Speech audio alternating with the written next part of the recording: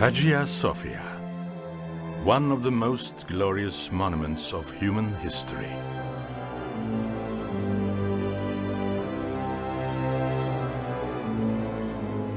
A wonder of the world dedicated to the sacred wisdom. Its beauty, architectural proportions and harmony making it a singular structure. Considered as the embodiment of divine power in both Byzantine and Ottoman sources, the subject of countless legends. Today, a museum that enthralls and deeply affects visitors. Built by Emperor Constantine I, the first Hagia Sophia was inaugurated in 360. After it was burnt down in a riot, Theodosius II had it built again in 414 as Hagia Sophia II.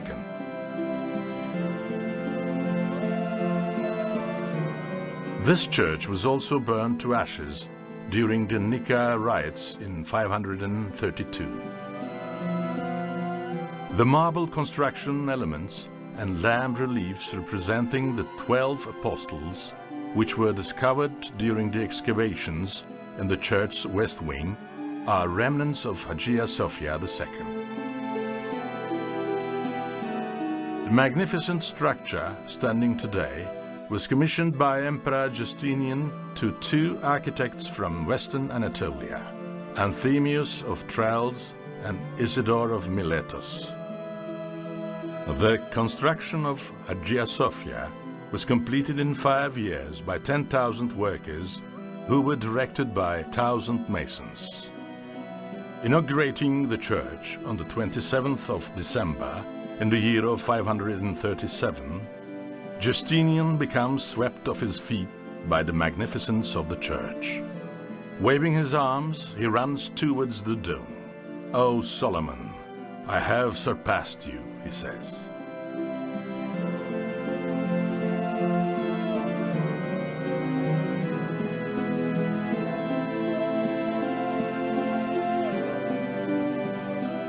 One of the prominent scholars of antiquity, Procopius, describes Hagia Sophia as such: the church emerges with a mighty appearance. The structure looks as if it is hung from skies. It is of intoxicating beauty for onlookers and awe-inspiring for those who have heard of it. It is neither too high nor too wide. It stands out owing to its harmony and proportions. It is proud of its beauty, which cannot be explained by words. It appears to be very noble.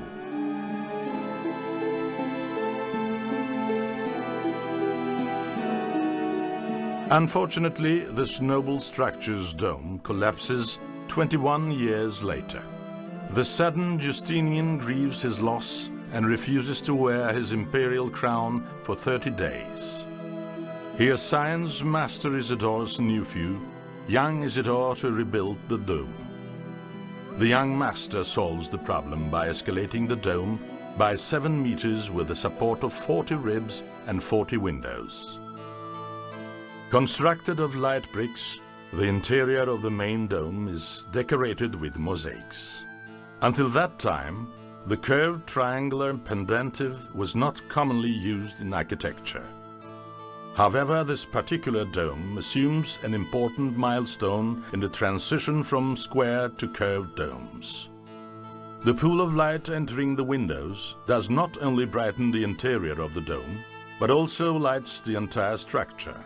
The atmosphere that the light creates as it strokes the mosaics and the marbles is spellbinding. The dome of Hagia Sophia, though assembled in the form of 2 semidomes, dominates the interior as a single dome. This architectural design is a work of genius that originates from an intellectual mind. The structure that was damaged by earthquakes was supported by exterior rakes built in different dates. The rakes not only reduce the tonnage of the dome, but also incorporate this exists leading to the galleries by way of its platform and steps. Hagia Sophia is the oldest and largest structure built in the shortest time frame that holds the narrowest dome. Amongst other monuments of similar dimensions, it possesses one of the best acoustics. From a perspective of design, technique, and aesthetics, it is almost like a timeless miracle. There are 107 columns within Hagia Sophia.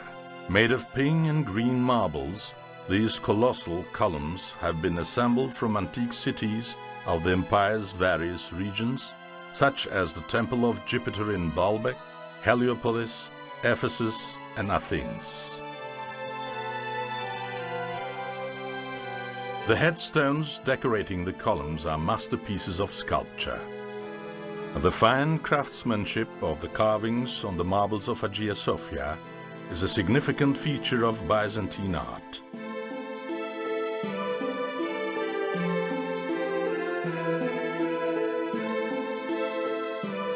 The monogram of Emperor Justinian and Empress Theodora is embossed in the middle of the headstones, which are delicately furnished with acanthus leaves.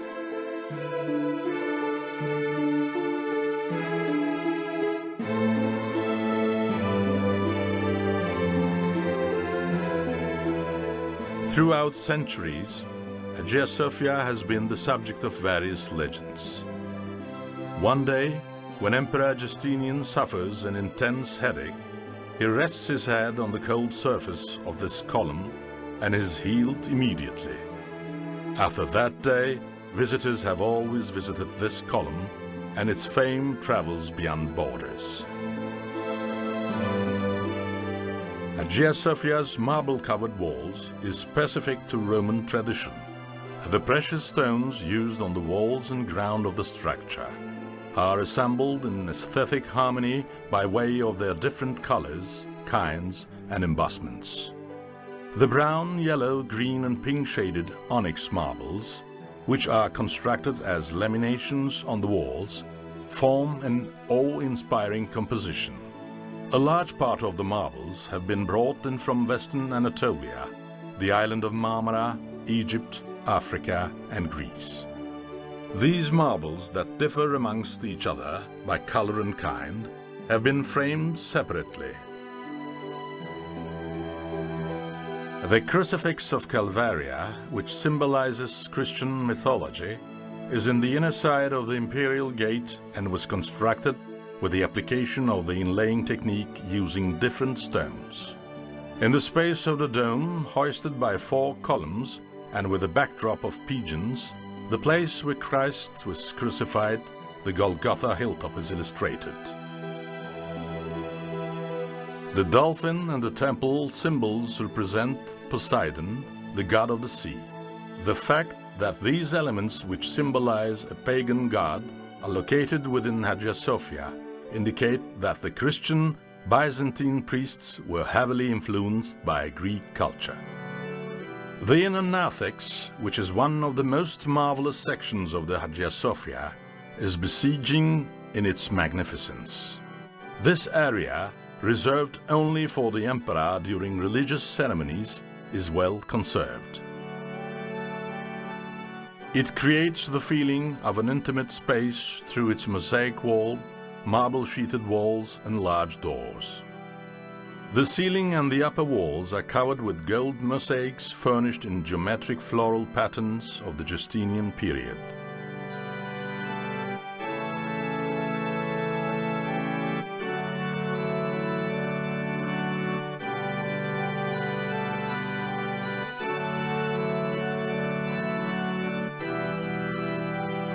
One passes through 9 doors through the inner narthex, including the imperial gate, in order to access the main area.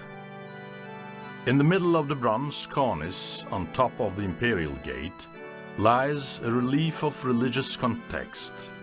The empty throne of Jesus has been illustrated between the 2 columns and the round arch. In the open Bible, the phrase "Jesus the Good Shepherd" is written. The illustrations depict the throne and Father, the Holy Book and Son, and the pigeon figure symbolizes the Holy Spirit.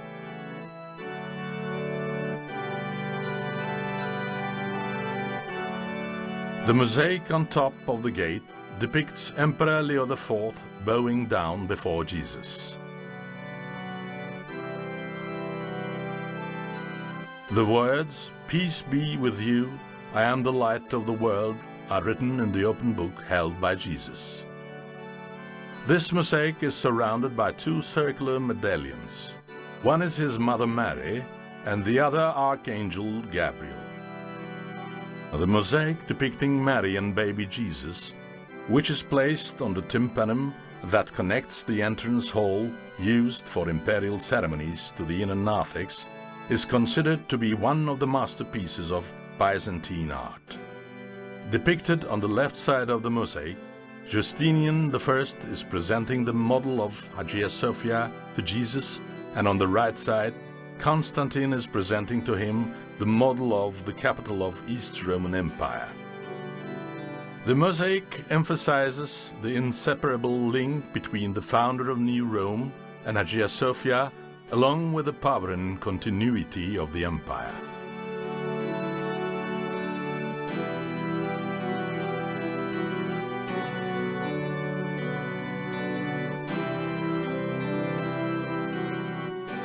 The bronze door that leads to the exit of hall dates from the 2nd century BC and is one of the oldest doors in the world. Emperor Theophilus brought in the door from a Hellenistic period temple in Tarsus. This door, which is decorated with floral motifs and symbols of the Antiquity era, can be considered as the gateway leading Anatolian civilizations to the Byzantines. The inscription on the door reads, "The Victorious Emperor Theophilus."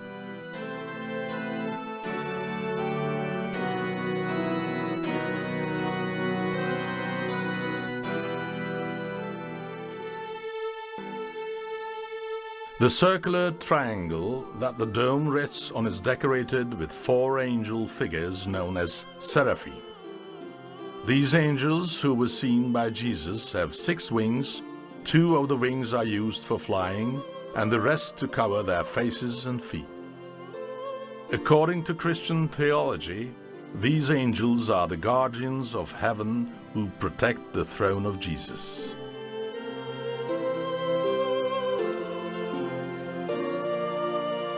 Some of the saint mosaics that are on the top of the galleries, on the lower levels of the windows, have managed to survive till our day. The holy men depicted with priest robes are known as Ignatius the Younger, John Chrysostom, the Archbishop of Istanbul, and Ignatius Theophoros, the Archbishop of Antakya.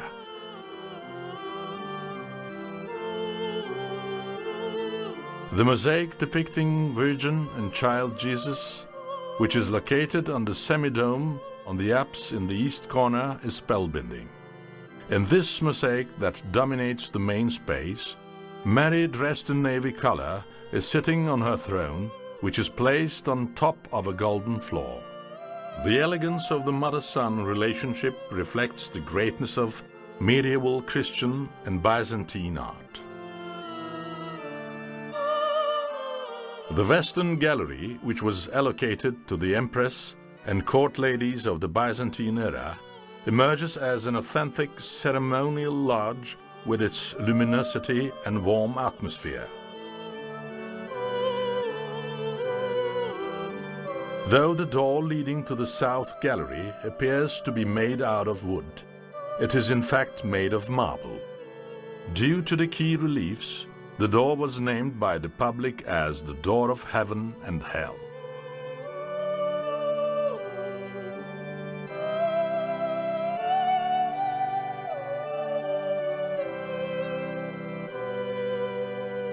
The Jesus mosaic found in the South Gallery is a masterpiece of Byzantine art.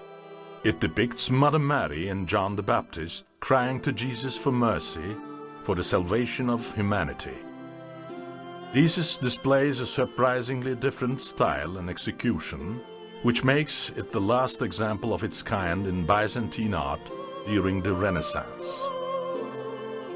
The compassionate, dignified, and merciful expression are emphasized here as the most important characteristics of these exceptional persons.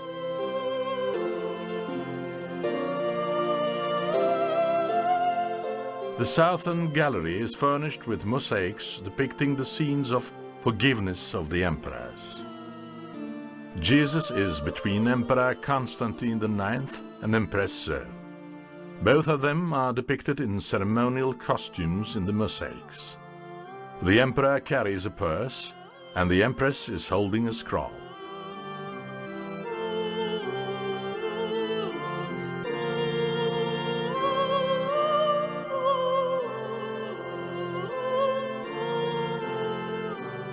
All of the figurative mosaics found in Hagia Sophia have been created at different dates, thus they differ in style. The production of the mosaics of Comnenus II and Empress Irene started in 118, the date of their coronation. In the middle of the emperor and empress, who are presenting their gifts, Mary and baby Jesus are situated. Mary's face is calm, yet her eyes are intense. Later, the portrait of Prince Alexius, the emperor's son, was added to the adjacent pilaster. On the 29th of May, 1453, Istanbul's conqueror, Mehmed II, entered victoriously into the city after a siege that lasted 54 days. He rides his horse towards Hagia Sophia, gets down from the horse, and bows down on the ground. He was immensely interested in Hagia Sophia and admired it greatly.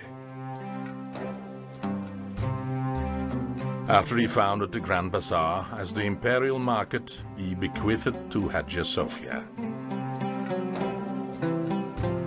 He saw himself as the heir of Constantine the Great and as the Roman Emperor.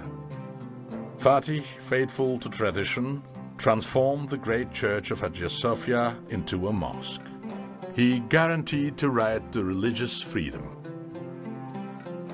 For 500 years, Hagia Sophia was the most precious and most important mosque to the Ottoman sultans. The long line of sultans repaired and decorated Hagia Sophia and made additions. Architect Sinan constructed on the west wing 2 minarets placed on top of the cubic base, which narrowed as they ascended.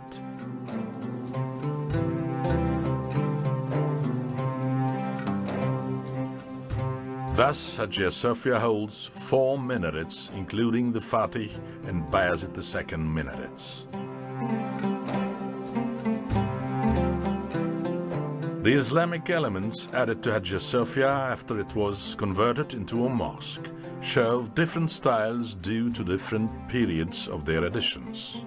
The mihrab has been constructed in light of the eclectic architectural style of the 19th century.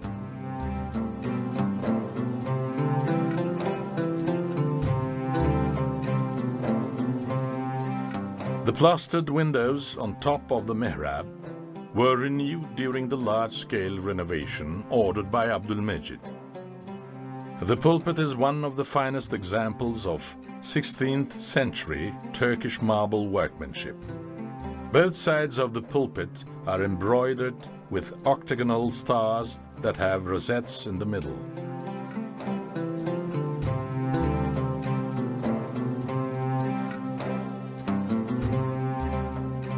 The calligraphy of Ottoman sultans decorate the side walls of the mihrab. On the corridor walls next to the mihrab lies a tiled panel in which the tomb of the Prophet Muhammad is depicted.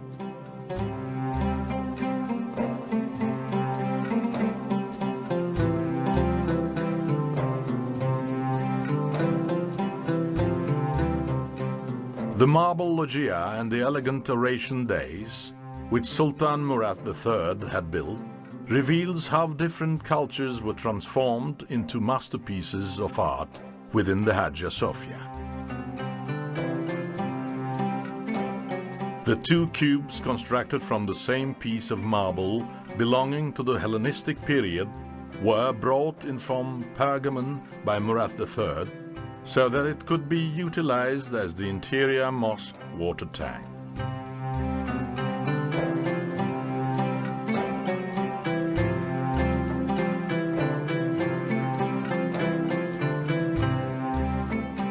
The massive framed inscriptions that hang from the ranks of the Hagia Sophia, and which are each 7.5 meters in diameter, are the works of calligrapher Mustafa İzzet Efendi.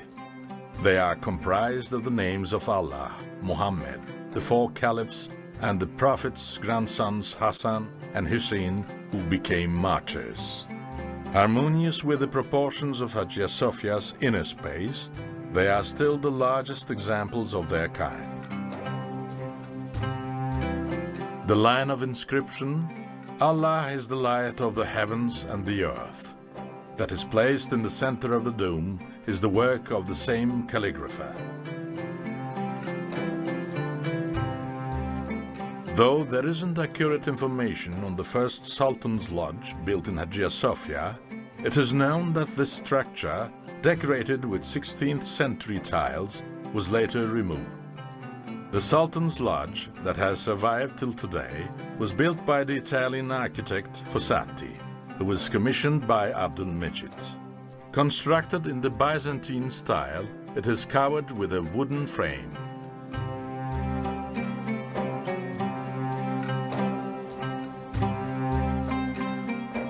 Sultan Mahmud I, who deeply respected Hagia Sophia, ordered the construction of a library between the two planks on the south gallery after he had the mosque go through a serious renovation.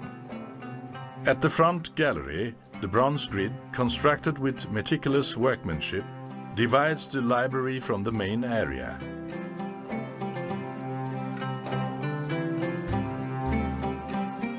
The double-winged doors opening to the interior of the mosque are decorated with classical motifs commonly used in Ottoman art.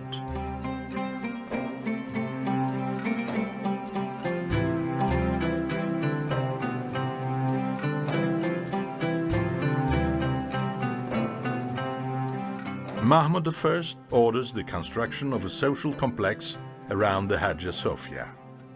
It is comprised of a soup kitchen, medrese, a reservoir, and public fountains.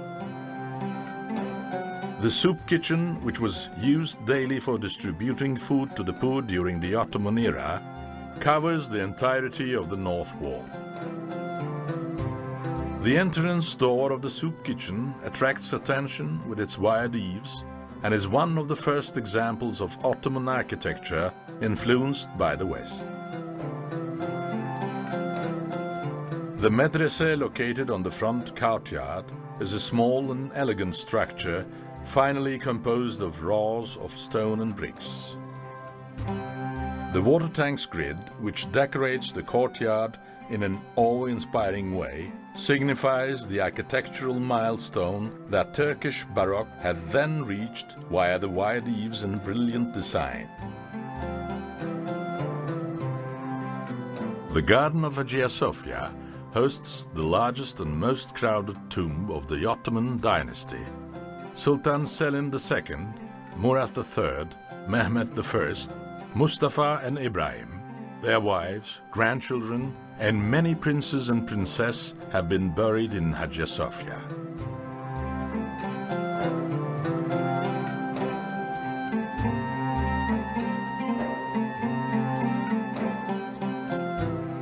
This tomb, which was designed by architect Sinan, belongs to Selim II. The colorful arches and dark red embroideries on the dome, which are in contrast with the white marble columns, are quite impressive. Lying under the dome, right next to Selim II, is Nur Banu Sultan, who had been the first lady of the Sultan. There are 45 sarcophagi in the tomb that belong to the dynasty. Owing to its architectural aesthetics and tile decorations, this is one of the most beautiful tombs in Istanbul. Decorated just like a jewelry box, this tomb's walls are covered with Iznik tiles and surrounded with inscription panels. The tulip motifs on the coral red tiles simply unite spring, the awakening of life together with death.